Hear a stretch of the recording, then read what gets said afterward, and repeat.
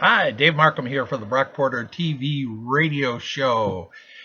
Here's our weekly report for December 7th, 2014.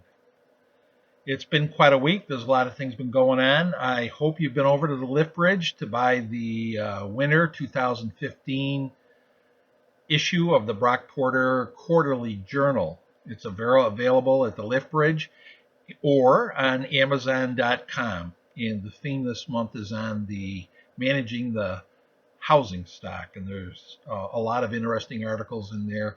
I hope that you will buy a copy. Next Saturday on December 13th from 2 to 4, I'll be at the Lift Bridge Bookshop having a Saturday afternoon salon, or whatever they call it, to meet and greet people who might be interested in the journal and possibly buying a copy for themselves and for someone else. So if you're in the village next Saturday between 2 and 4, stop in and say hello. I'd love to meet you and talk with you further about whatever ideas and comments you have about village life here in Brockport. Last Saturday on the 29th was Small Business Saturday.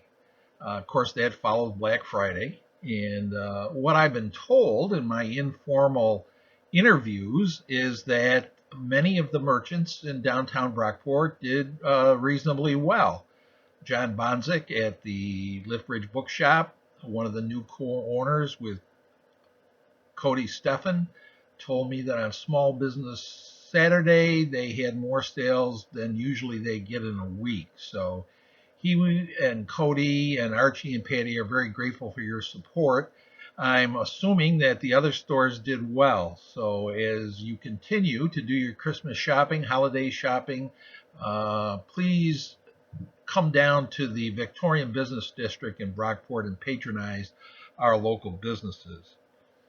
Following up on that, Dr. Ann Panning, who's an English professor at SUNY Brockport, organized a cash mob with one of her classes that was held Tuesday, December 2nd, from 5 to 9 or 5 to 8 at the Lift Bridge Bookshop. And again, I stopped in and they had punch and cookies, and there seemed to be quite a lot of traffic in the store, and Dr. Panning and her class did a great job organizing a cash mob in an attempt on the part of the college and its students to support our local business here in the Brockport Business District. Bill Andrews, Trustee Andrews, announced that the Greater Brockport Development Corporation in 2015 will be rolling out a new marketing campaign called the Culture Crazy Canal Port. Culture Crazy Canal Port. How do you like that?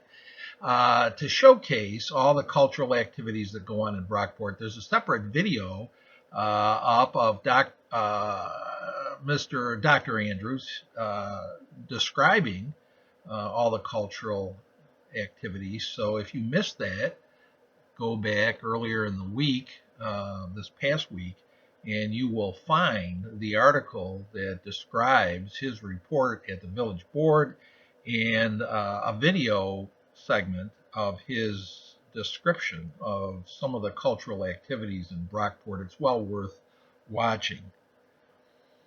The New York Association Against Gun Violence announced this week that there will be a vigil at Buff State in Buffalo on December 11th. That's a week from, this coming Thursday, for all the people who've been killed by gun violence. Because of the stricter laws that we have in New York State has the 4th lowest gun fatality rate of any state in the United States. It's about 5 per 100,000, which is still way too high, but it is much better than states like Wyoming, where the rate is 20 per 100,000, if you can believe that. So over 30,000 Americans are killed every year in gun violence, and it is a serious issue.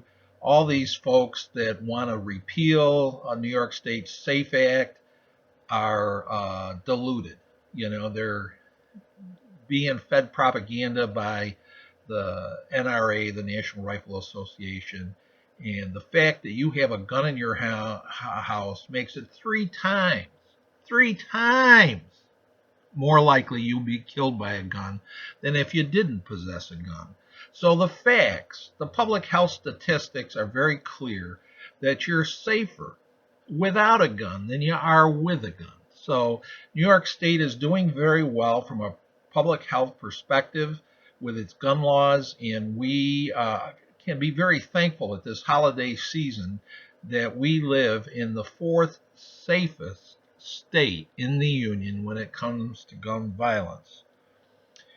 I also mentioned on the Brockporter this past week that Village of Brockport residents will probably be getting a tax rebate this year from New York State because the Village of Brockport stayed under its tax caps. So apparently the New York State has a program for municipalities who stay under the tax cap. Certain portion is rebated to the taxpayers. So this year, those of us that pay central school taxes to Brockport Central School did get a rebate because Brockport Central School stayed under the tax cap. And Mr. Hendricks reports, you can watch his report on the Brockporter video, again posted last week if you're interested, where he describes this program and also predicts that the residents of the Village of Brockport will get a rebate, unlike the town of Sweden, who are going over their tax cap. Part of the reason for that is they're losing the income from the Justice Court because Brockport will be starting up its own village court, and Sweden has just mismanaged their budget, not well at all over the last few years, and have taken terrible advantage of the village because village taxpayers pay over $2 million for its police department, which writes most of the tickets that appear in the Justice Court, and the town of Sweden keeps the money for the most part. The only thing that was rebated back to Brockport was parking tickets, and the people in the town of Sweden did a terrible job taking care of processing the parking tickets. Even claim they lost a whole box of them that was under somebody's desk, if you can believe such a thing. Thank God for Mayor Margie Blackman. Before she was mayor, she took over the parking ticket thing and set up a collection program with a private agency, and parking ticket collections have gone way up.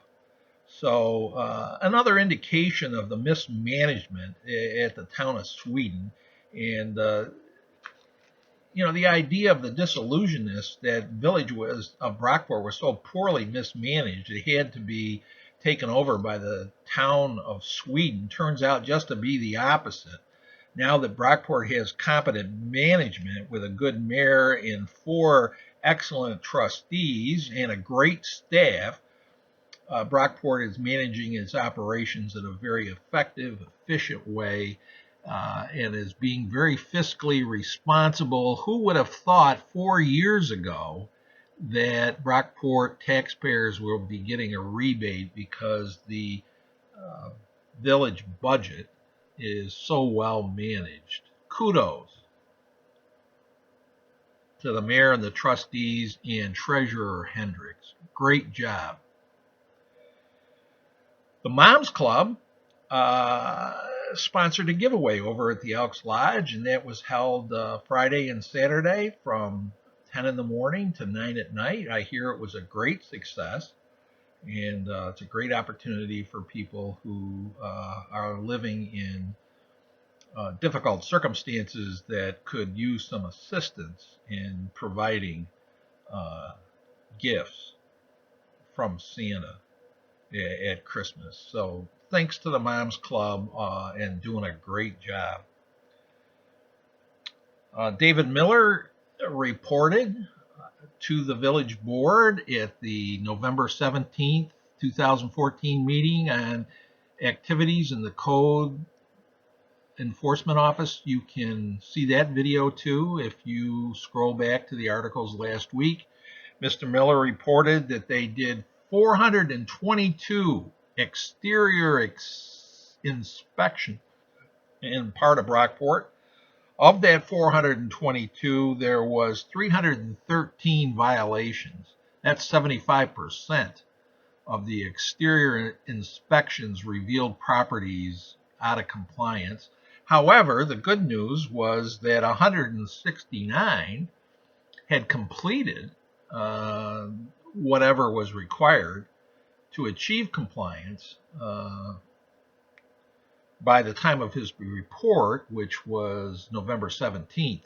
Another 46%, 144 properties have until May 15th, 2015 to bring their properties into compliance. And Mr. Miller mentioned that many of them required painting and so forth that can't be done in winter months. So again, hats off to Mr. Miller and his staff. Great job. And I think the quality of life in Brockport is improving in our neighborhoods with the garbage patrols and enforcement of the building codes so that driveways cannot be expanded without a permit.